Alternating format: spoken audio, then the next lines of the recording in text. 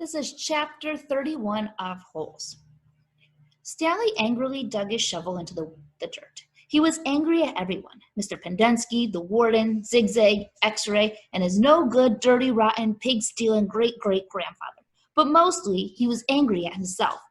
He knew he never should have let Zero dig part of his hole for him. He still could have taught him to read.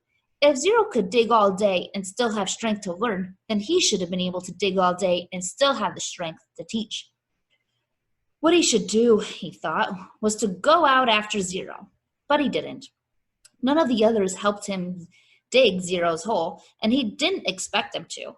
Zero had been helping him dig his hole. Now he had to dig Zero's.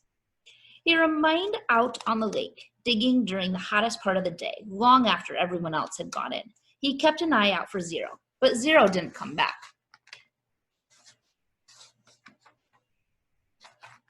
It would have been easy to go out after Zero. There was nobody to stop him. He kept thinking that's what he should do. Maybe they could climb to the top of Big Thumb.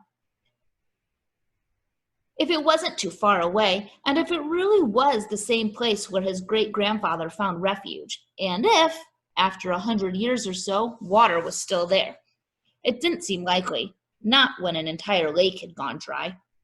And even if they did find refuge on Big Thumb, he thought, they'd still have to come back here, eventually. Then they'd both have to face the warden and her rattlesnake fingers. Instead, he came up with a better idea, although he didn't have it quite all figured out yet. He thought that maybe he could make a deal with the warden. He'd tell her where he really found the gold tube if she wouldn't scratch Zero. He wasn't sure how he'd make this deal without getting himself into deeper trouble. She might just say, "Tell me where you found it or I'll scratch you too." Plus, it would mean X-Ray would get in trouble too. She'd probably scratch him up as well.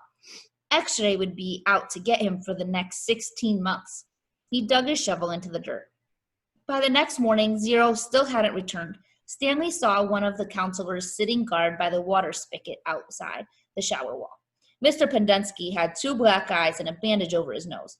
"I always knew he was stupid," Stanley heard him say. Stanley was required to dig only one hole the next day. As he dug, he kept a constant watch out for Zero, but never saw him. Once again, he considered going out on the lake to look for him, but he began to realize that was already too late. His only hope was that Zero had found God's thumb on his own. It wasn't impossible. His great-grandfather had found it. For some reason, his great-grandfather had felt the urge to climb to the top of that mountain. Maybe Zero would feel the same urge. If it was the same mountain, if water was still there. He tried to convince himself it wasn't impossible. There had been a storm just a few days ago. Maybe Big Thumb was actually some kind of natural water tower that caught and stored the rain. It wasn't impossible. He returned to his tent to find the warden, Mr. Sir and Mr. Pendensky, all waiting for him. "Have you seen Zero?" the warden asked him. "No, no sign of him at all." "Nope." "Do you have an idea where he went?" "Nope." "You know, you're not doing him any favors if you're lying," said Mr. Sir. "He can't survive out there for more than a day or two." "I don't know where he is." All 3 stared at Stanley as if they were trying to figure out if he was telling the truth. Mr. Pendensky's face was so swollen he could barely open his eyes. They were just slits. "You sure he has no family?" the warden asked Mr. Pendensky. "He's a ward of the state," Mr. Pendensky told her. "He was living on the streets when he was arrested." "Is there anyone who might ask questions? Some social worker who took an interest in him?"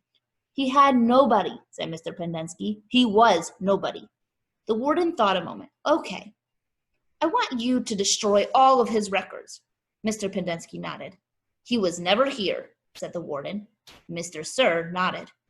"Can you get into the state files from our computer?" she asked Mr. Pendensky. "I don't want anyone in the AG's office to know he was here."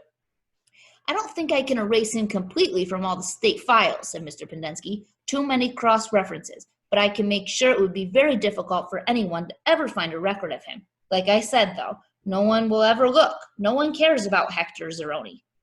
"Good," said the warden.